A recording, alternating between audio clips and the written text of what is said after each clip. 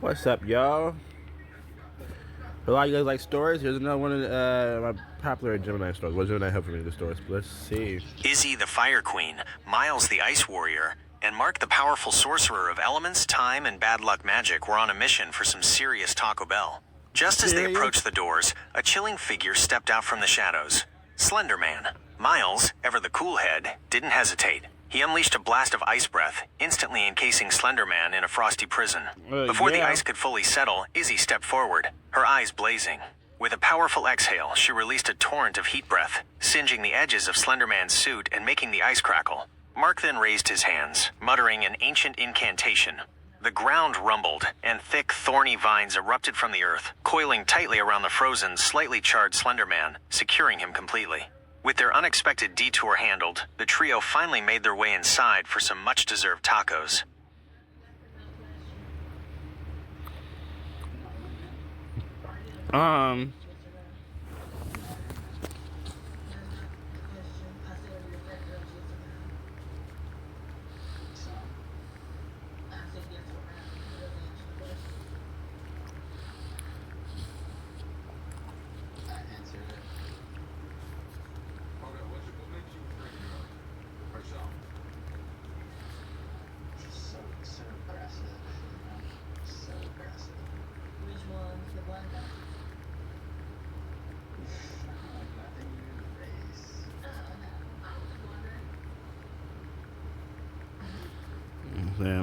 The pokey.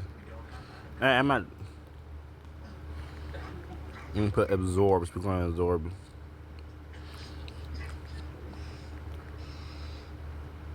I'm just not saying abuse. I'm not gonna abuse Slender Man. I'm supposed to abuse him anyway. Do you think I can abuse Slender Man without him without him killing me? You got me messed up. You think I'm going to abuse Slender Man of all people? Me abuse Slender Man. Okay, well, I like to see. How you spell Zorbs, y'all? Zorbs.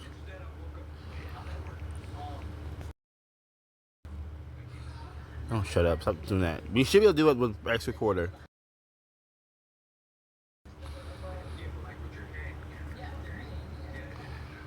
What the fudge?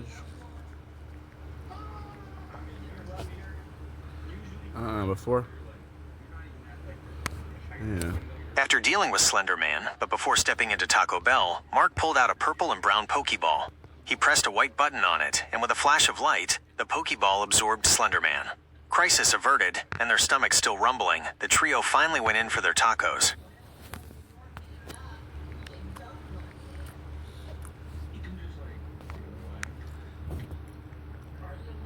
And so, with Slender Man safely contained in a Pokeball and their taco cravings satisfied, Izzy, Miles, and Mark continued their adventurous day, ready for whatever supernatural or delicious encounters came next.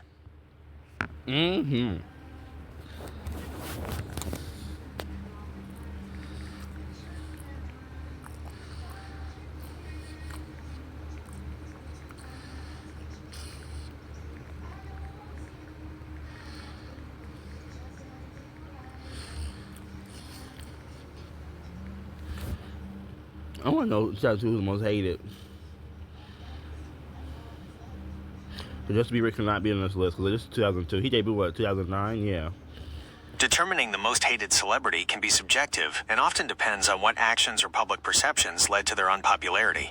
However, in 2002, some celebrities who were widely discussed in a negative light included Ozzy Osbourne. While loved by many, his reality show The Osbournes brought a lot of attention, and some found his behavior and the show's content to be overexposed or annoying.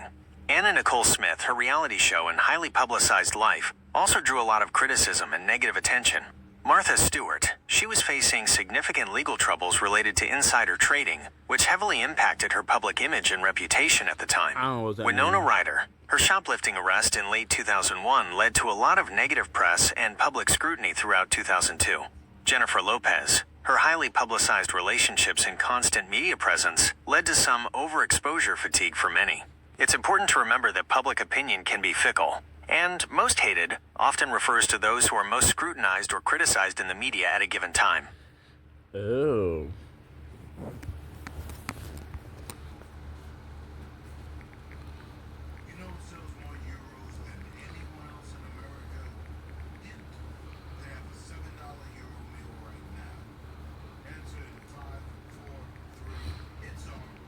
how hated is. I'm gonna say Grant Gustin. I don't know if it makes sense, but oh, okay. Grant Gustin is overwhelmingly not a hated celebrity. In fact, he is widely regarded as a beloved and respected actor, primarily known for his portrayal of Barry Allen, the Flash in the CW's The Flash series. Here's a breakdown of why he's generally well-liked. Positive public image. He maintains a relatively private personal life, and when he does engage publicly, it's typically in a positive light, often sharing moments with his wife.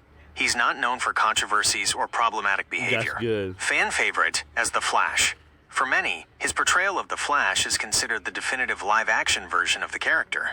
Even when the show's writing had its ups and downs, fans consistently praised Gustin's performance, often saying he was the best part of the series. Professionalism and dedication. He played the role of the Flash for nearly a decade, demonstrating commitment and consistency. He's also been open about his thoughts on certain storylines, showing a genuine interest in the character and the show's quality, e.g. disliking the Force's storyline in Season 7. Contrast with Ezra Miller's Flash. The controversies surrounding Ezra Miller, who played the Flash in the DCEU movies, indirectly highlighted Gustin's positive image even more.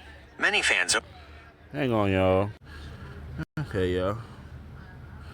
openly expressed their preference for Gustin to have played the movie version of the character due to his established popularity and lack of controversy. Hang on, how many people think I'm impressive? While no public figure is universally adored, any hatred directed at Grant Gustin is extremely minimal and not indicative of his overall public perception. He's generally seen as a talented, dedicated, and likable actor. What about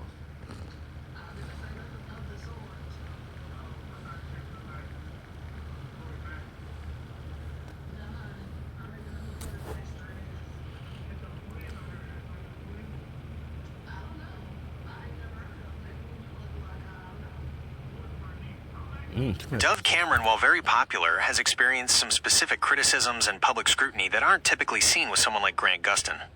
It's not necessarily hated in the broad sense, but there are definite areas where she's faced backlash or a more mixed public perception. Here are some of the reasons for this. Queer-baiting accusations and public coming out. This is a significant point of discussion. Dove Cameron publicly came out as bisexual in 2020.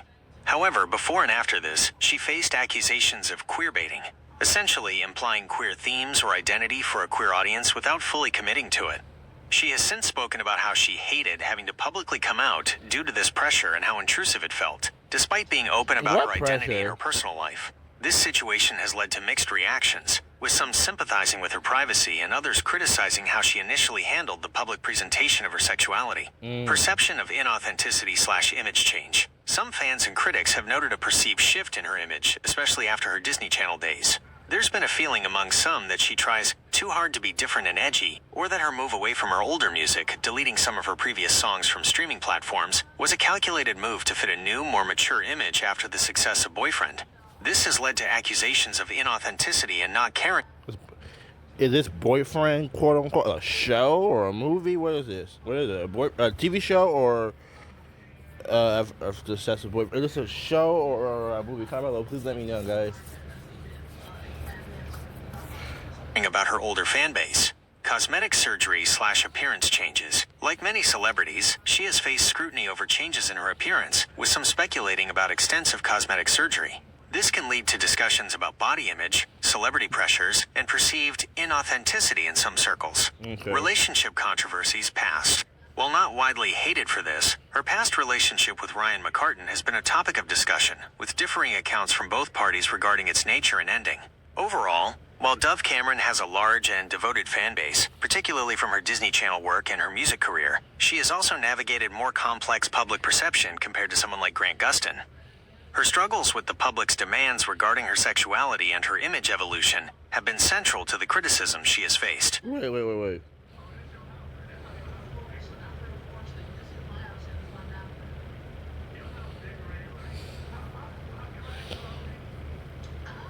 Because I seen her before, a clip I seen of her, like this, that was like a show or whatever. Gotta be a show, right? Yeah, it was what, Marvel Shield? That's a show. I'm gonna say that's a show, right? Um.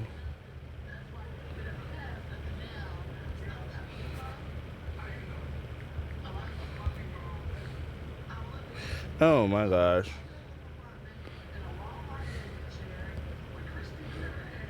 Yeah, why is freaking hang on. Okay, I feel like what show but did she played in that wasn't for kids? I'm putting that. Hit that shield thing she played us. What that a shield? It was a kid. Okay, so that was a show. That shield thing I heard. That something, Agent of Shield. That I think I seen her in a little clip. I saw her in it. It had to be a show though. Yeah. While Dove Could be a Cameron movie, got her though. start on Disney Channel with shows like Liv and Maddie and the Descendants movies, she has definitely moved into more adult-oriented roles. A notable show where she played a significant role that was not for kids is Schmigadoon on Apple TV+. In this musical comedy series, she plays characters who are part of a satire of Golden Age musicals, and the humor and themes are definitely aimed at an older audience. She also had a recurring role in Agents of S.H.I.E.L.D., Marvel Television, which is a live-action superhero series with mature themes and violence, not primarily aimed at a young children's audience. Additionally, she had early guest appearances on adult dramas like Shameless and The Mentalist. Most recently, she is starring in an upcoming erotic thriller series called 56 Days for Prime Video, which will clearly be a show for adults. Yeah. A thriller series called 56 Days, which clearly that is probably like a horror show. Okay, but I just seen a little clip of her like in this thing called Shield, called Agents of Shield.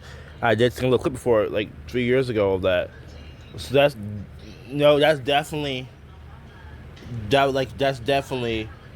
Also, I've seen another thing of her character's fight scenes from it, like from Mr. Anybody, like I don't know, like season 1 or whatever, or something like that. But I definitely seen like a little video thing about her fight scenes and stuff like that, powers and fight scenes, and it's just about her weaknesses and stuff like that. But I think it was all explain all something like that, the one channel. But yeah. Plus, I don't know when, but 2019 yet. Chama McClain quit her Disney days and went to stuff like Black Lightning. I mean, look at Chama McClain. She's not gonna be playing no more. She's also in the House of Pain. That's not really that's not like bloody gruesome or like crazy.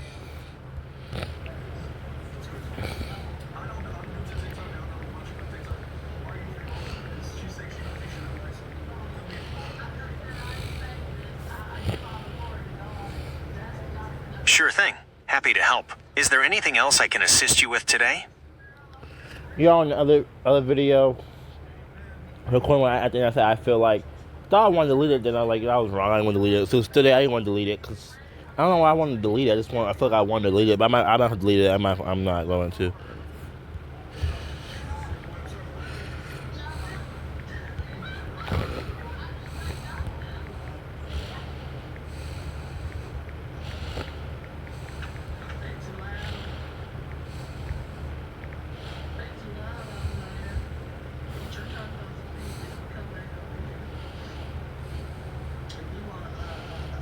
Yep, Charlie Sheen.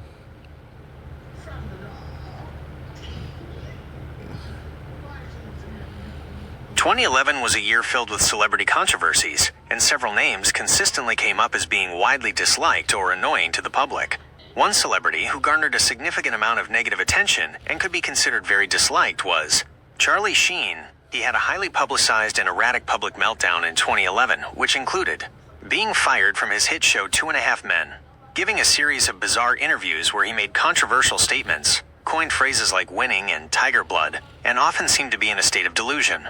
His behavior was widely covered in the media, leading to a mix of fascination, concern, and significant dislike from the public. Other celebrities who also featured prominently in most disliked or most annoying lists in 2011 included Kim Kardashian. Her highly publicized 72-day marriage to Chris Humphries and subsequent divorce drew a lot of criticism and accusations of it being a publicity stunt.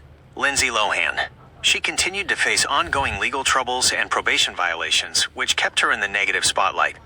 Nicole Snooki Polizzi, the reality star from Jersey Shore, was often seen as annoying or trashy by a large segment of the population.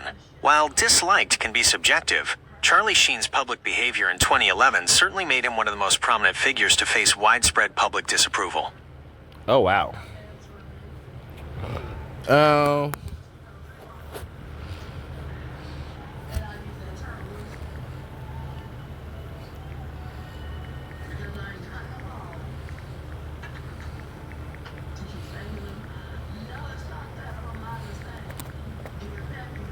Like how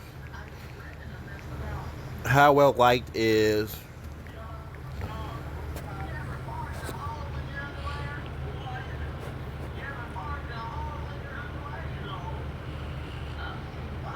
how well liked is Beyonce? I mean Rihanna. Rihanna is exceptionally well liked by the public. She's not just a popular musician. She's built an empire and maintained a highly positive public image for several reasons. Music icon, she has an incredible catalog of hit songs that have dominated charts for years.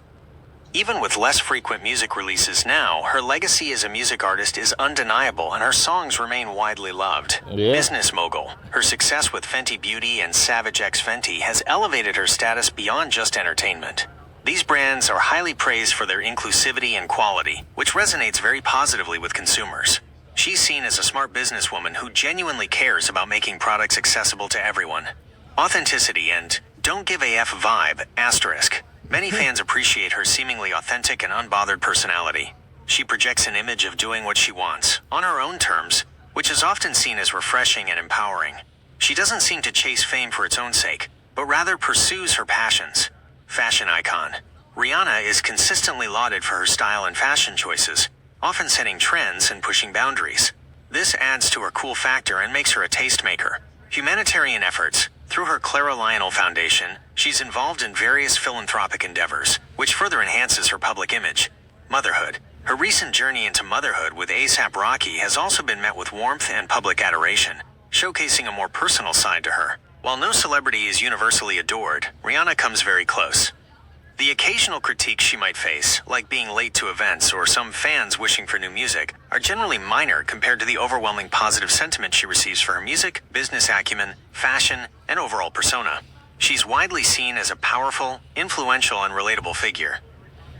Alrighty, go Rihanna.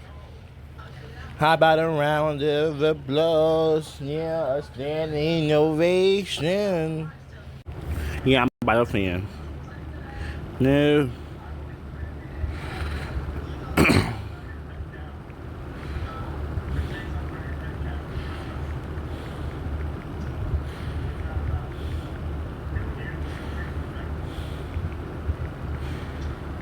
No.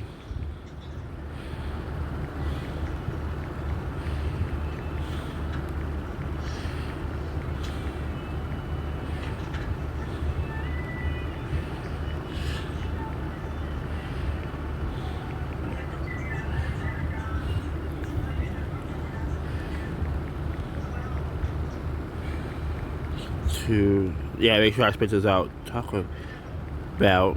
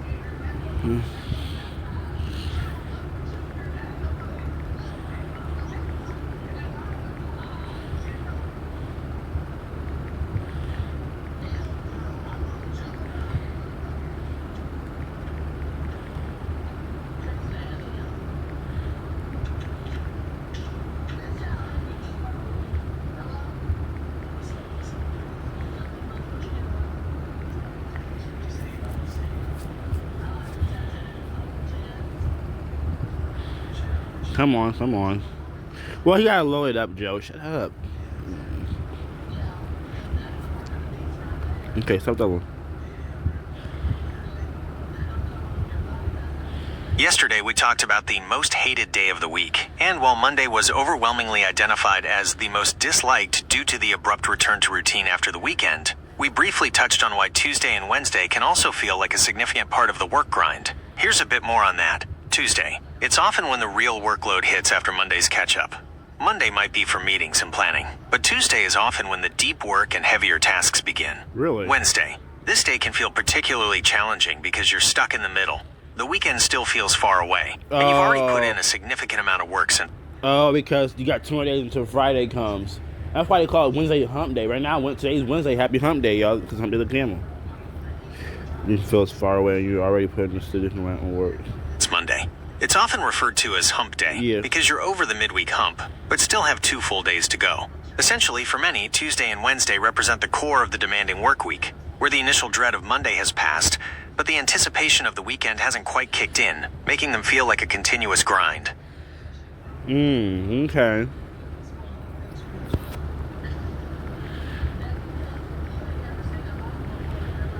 Hey, I want to this Tuesday, Wednesday grind thing.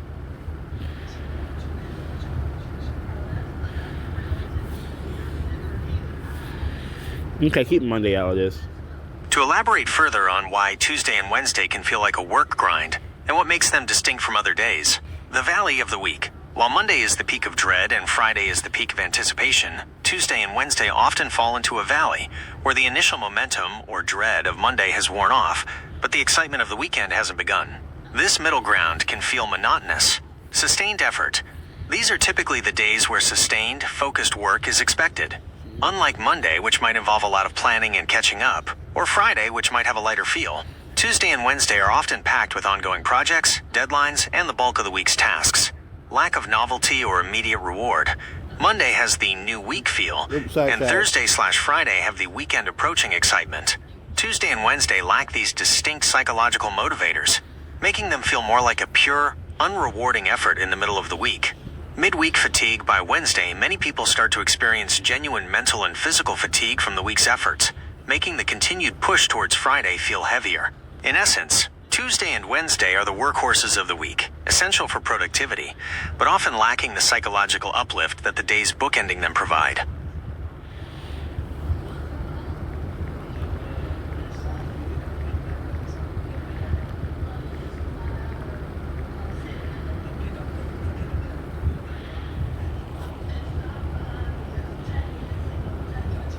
You're very welcome. I'm glad I could provide helpful information. Is there anything else I can assist you with today?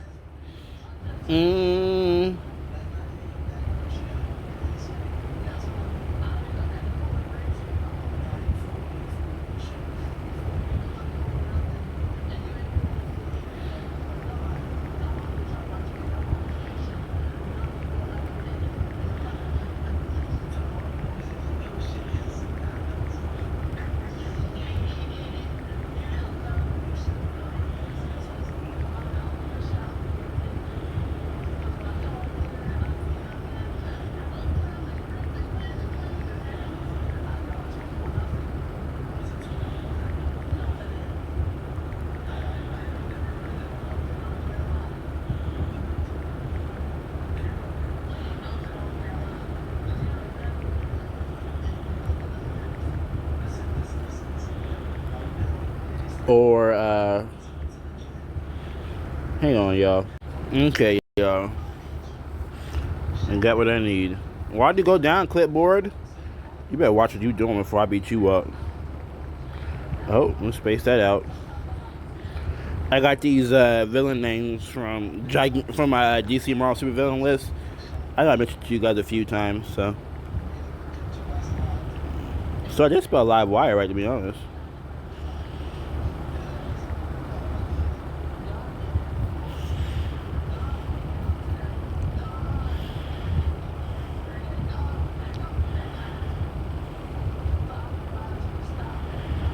Oh, okay, I can see that. Probably because Batman's Rogue guy was more popular than Superman, so I guess.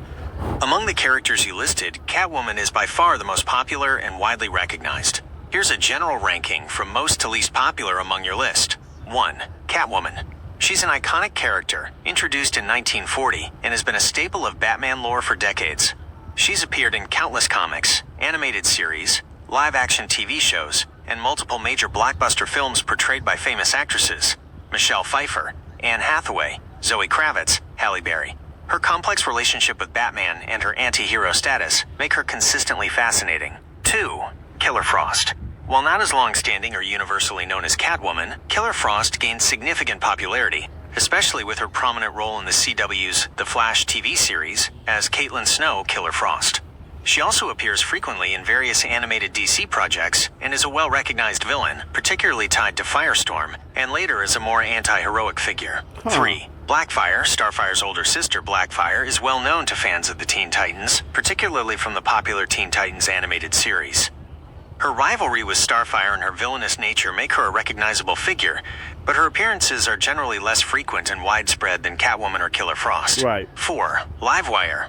Livewire gained a good deal of recognition from Superman the Animated Series, where she originated. I bet. She's appeared in some comics and other animated projects, and even had a live-action appearance in Supergirl. She's a solid, recognizable villain for Superman and Supergirl, but doesn't have the same extensive history or broad media saturation as the top two. 5. Giganta, a classic Wonder Woman foe.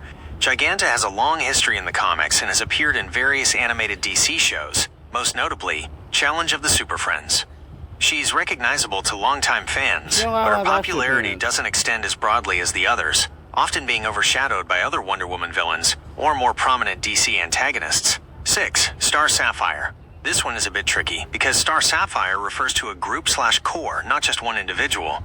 While Carol Ferris, the most famous Star Sapphire, is an important character in Green Lantern lore, the concept of Star Sapphires as a whole, or any individual Star Sapphire outside of Green Lantern's immediate circle, isn't as widely known or popular as the other characters who have had more consistent mainstream media exposure. Catwoman's extensive history, consistent presence in major adaptations, especially Batman films, and complex character arc make her the clear winner in terms of widespread popularity. Yeah, way to go, Catwoman.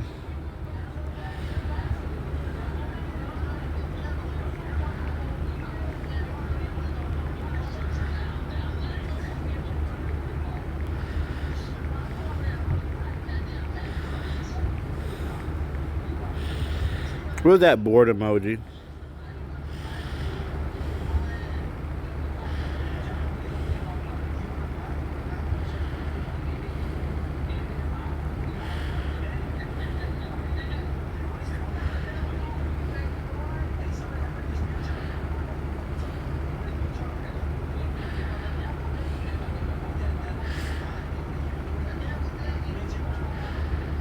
Let's see. I'm trying to find out the board emoji.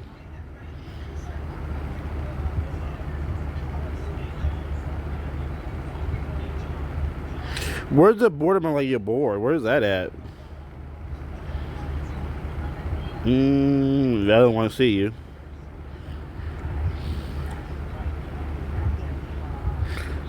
Oh.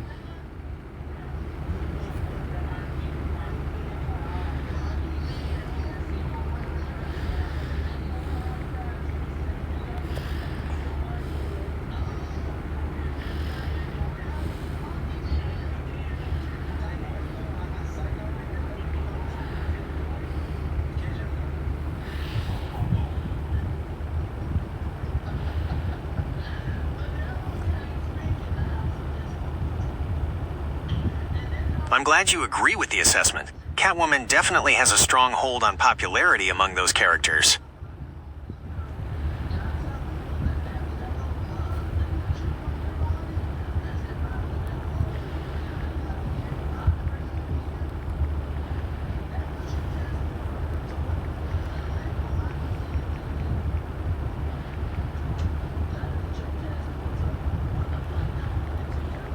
I guess I'm happy she won.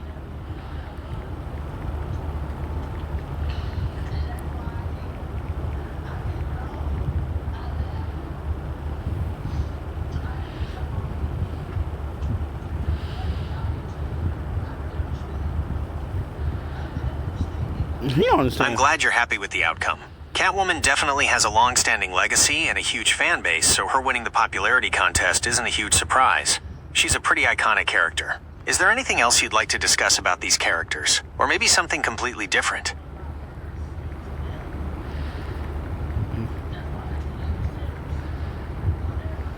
I said...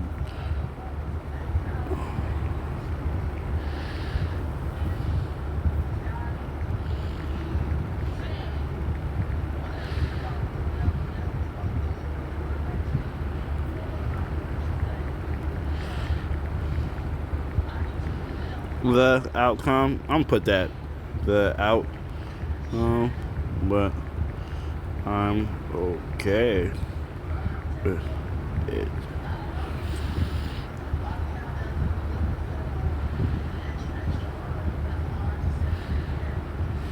Ah, I understand. It sounds like you're feeling a bit conflicted about Catwoman being the most popular. It's perfectly fine to have mixed feelings, even if the general public agrees. Sometimes we have a soft spot for the underdogs or other characters we personally prefer. Perhaps you were rooting for one of the others, like Killer Frost, Blackfire, or Livewire. I can see why those characters might appeal more to some, given their unique powers and stories.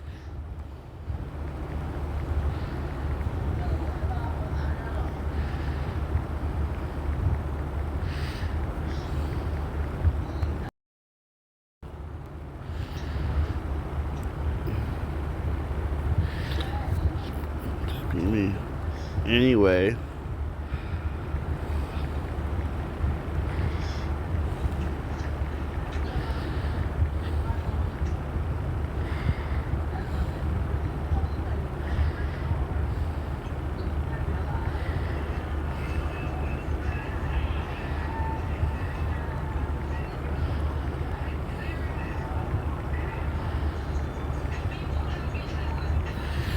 or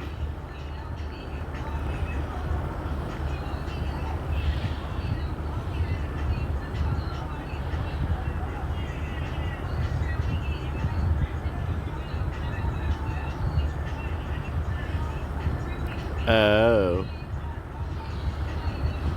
Between Poison Ivy and Killer Frost, Poison Ivy is significantly more popular and widely recognized.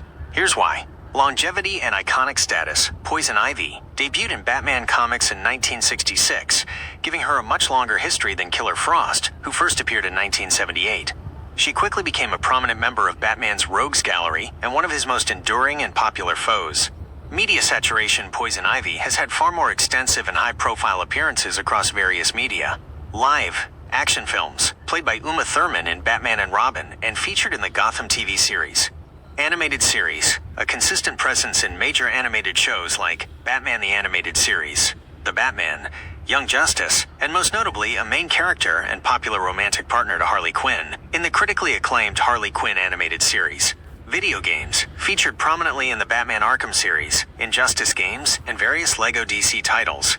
Comics, she has had multiple ongoing comic series, and her popularity has seen a resurgence, with her comic book sales often outperforming other major female DC characters like Harley Quinn and Catwoman in recent years. She's a popular choice for merchandise and cosplay. Complex character arc, Yeah, I bet Poison she Ivy's really motivations, is. centered around eco-terrorism and a deep love for the environment, resonate with modern audiences, making her a relatable and often sympathetic villain. Her dynamic relationship with Harley Quinn has also significantly boosted her profile and popularity. While Killer Frost, especially the Caitlin Snow version from the Flash TV series, gained a significant boost in popularity and recognition in recent years, she doesn't have the same long-standing iconic status, the sheer volume of high-profile media appearances, or the deeply ingrained cultural recognition that Poison Ivy possesses. Poison Ivy is often ranked among DC's top female villains alongside Harley Quinn and Catwoman. Sometimes it is often ranking on top of this. Oh, okay.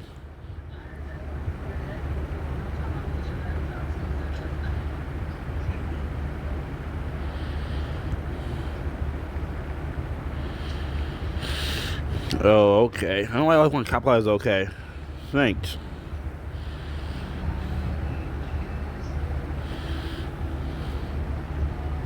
You're welcome. Happy to help clarify that. Is there anything else you're curious about with these characters, or anything else at all?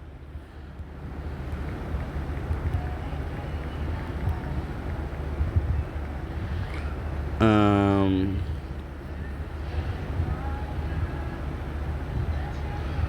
saying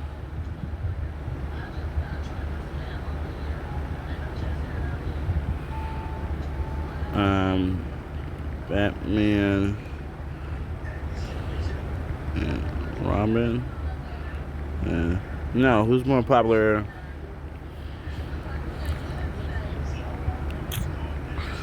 Between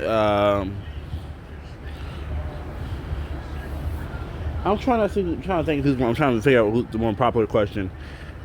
Like who's more, the Teen Titans or Team Avatar? I thought the Teen was it was. I feel like it's a dumb question because the Teen Titans had comic books for years. Do I look it up? Do I just put it anyway, y'all? Okay, who's more popular between?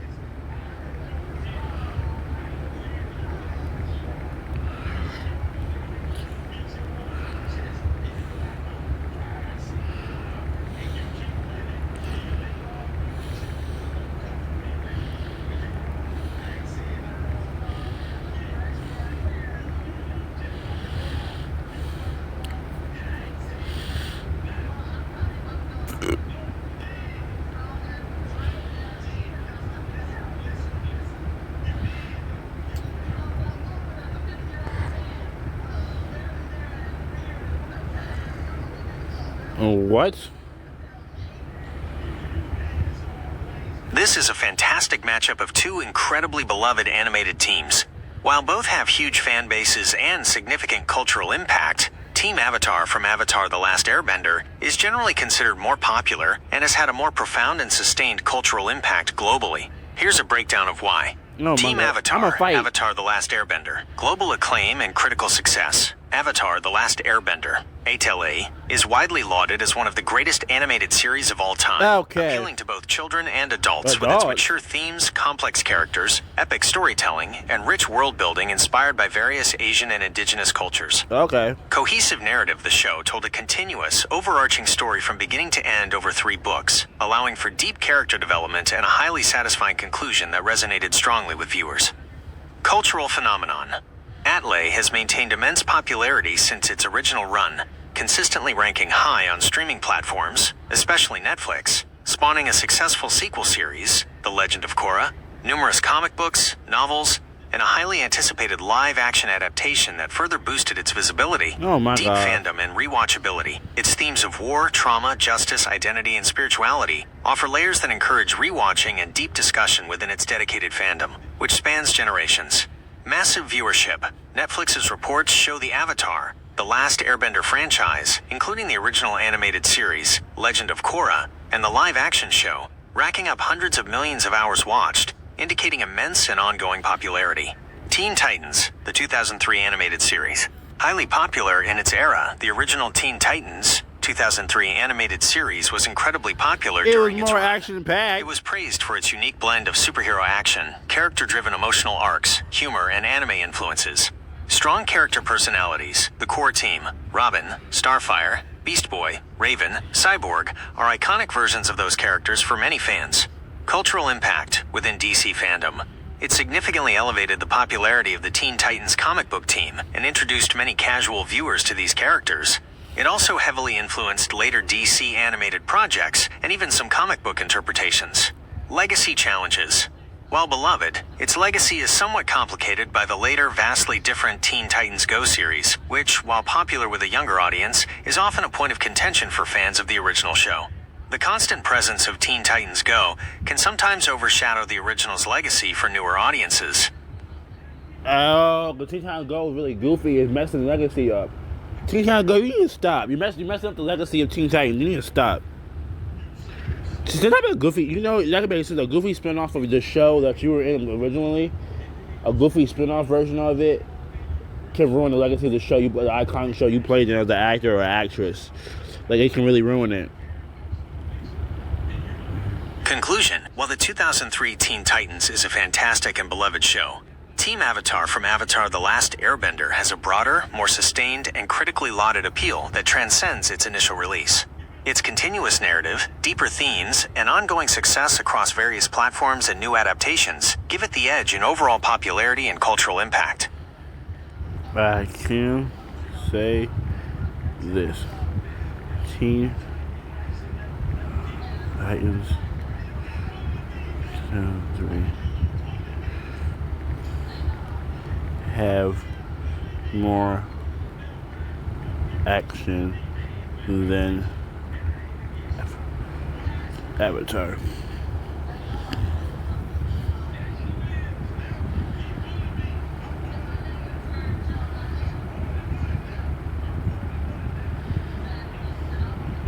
That's a really interesting point to bring up.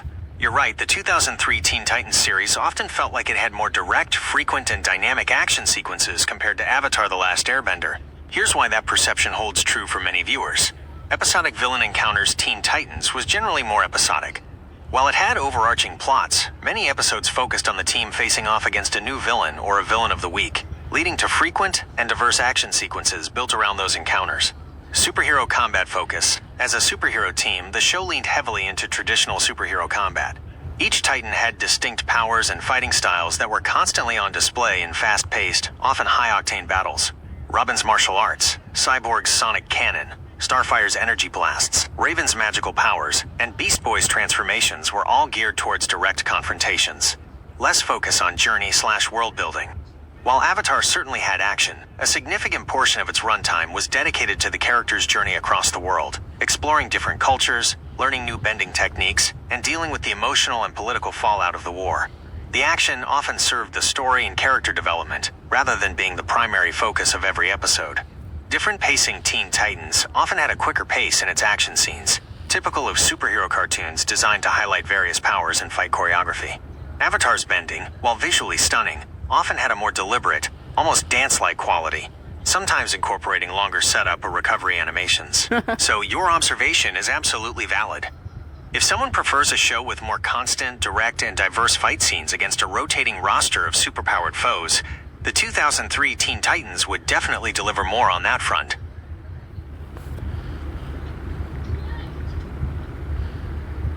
Thanks.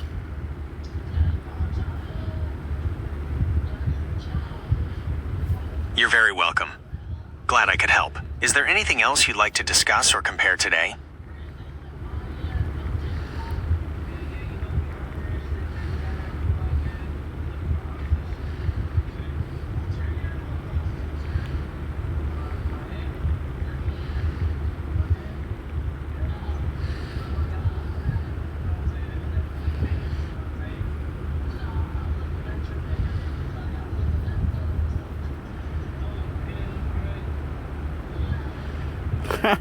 Sorry, octopuses. This is an interesting comparison. While both are fascinating creatures, turtles, especially sea turtles, are generally more popular and widely recognized globally than octopuses. Here's why. Longevity and symbolism. Turtles, particularly sea turtles, have been around for millions of years and hold significant symbolic meaning in many cultures around the world. Wisdom, longevity, patience, carrying the world on their back. This deep cultural embeddedness contributes to their widespread recognition. Conservation status and awareness. All 7 species of sea turtles are listed as threatened or endangered. This status has led to massive global conservation efforts, public awareness campaigns, and rescue centers, which significantly boost their public profile and garner a lot of sympathy and support. People are very aware of the threats they face: plastic pollution, habitat loss, bycatch. Media representation. Turtles have had incredibly prominent and positive media representation over decades. Teenage Mutant Ninja Turtles, TMNT. This franchise alone has cemented Turtles in the minds of multiple generations across comics, cartoons. Plus, Teenage Mutant Turtles boost the. You ever think about Teenage Mutant Turtles gave like the MOC Turtles? If you think about it, if a lot of people think about it this way, it made Turtles more popular because now people think Turtles come from the sewer and they're ninjas now. Movies and toys. Finding Nemo/Dory, Crush and Squirt. These beloved characters introduce sea turtles to a huge global audience in a very positive light.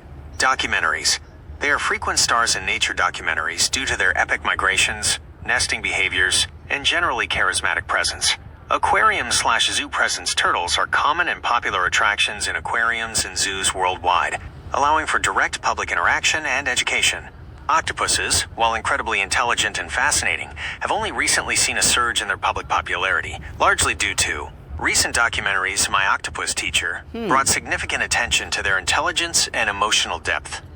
Scientific discoveries, more research highlighting their problem-solving skills, camouflage abilities, and unique biology has captivated audiences. Online videos, viral videos showcasing their cleverness have become very popular. However, despite this recent surge, octopuses don't have the same long-standing, multi-generational, and consistently positive mainstream media presence, or the widespread conservation urgency that has elevated turtles' global recognition and affection over a much longer period. Right. Turtles, especially sea turtles, are iconic symbols of the ocean's health in a way that octopuses, for all their wonder, haven't quite reached yet on a global scale. They probably never will, but that's okay. See you guys.